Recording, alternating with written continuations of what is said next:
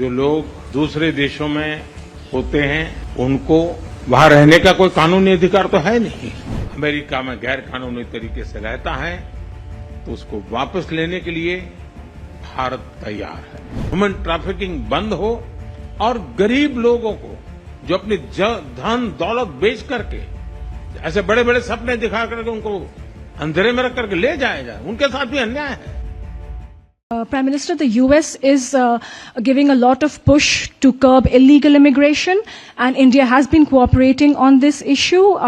How does India see this issue in the larger context? Thank you. सवाल सिर्फ भारत का नहीं है, वैश्विक रूप से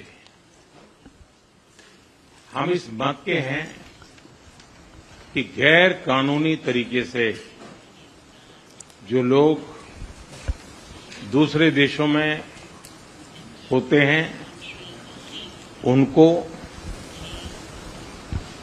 वहां रहने का कोई कानूनी अधिकार तो है नहीं।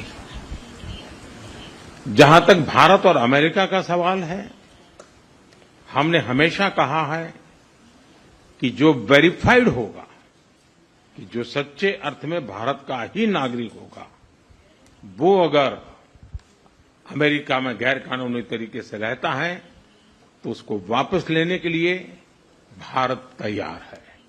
लेकिन बात हमारे लिए वहां से रुकती नहीं है।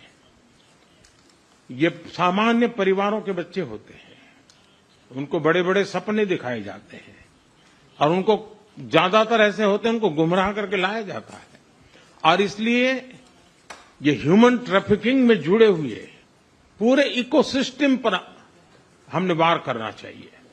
और अमेरिका और भारत मिल करके हमारी कोशिश है और हमारी कोशिश रहनी चाहिए कि इस प्रकार की पूरी इकोसिस्टम को हमें जड़ मूल से नष्ट करना चाहिए, ताकि ह्यूमन ट्रैफिकिंग बंद हो और गरीब लोगों को जो अपनी धन दौलत बेच करके ऐसे बड़े बड़े सपने दिखा करके उनको अंधेरे में रख करके ले जाया जाए, उनके साथ भी अन्याय है। और इसलिए हमारी बड़ी लड़ाई उस पूरे इकोसिस्टम के खिलाफ है और मुझे विश्वास है कि राष्ट्रपति ट्रंप भी इस इकोसिस्टम को खत्म करने में भारत का पूरा सहयोग करेंगे।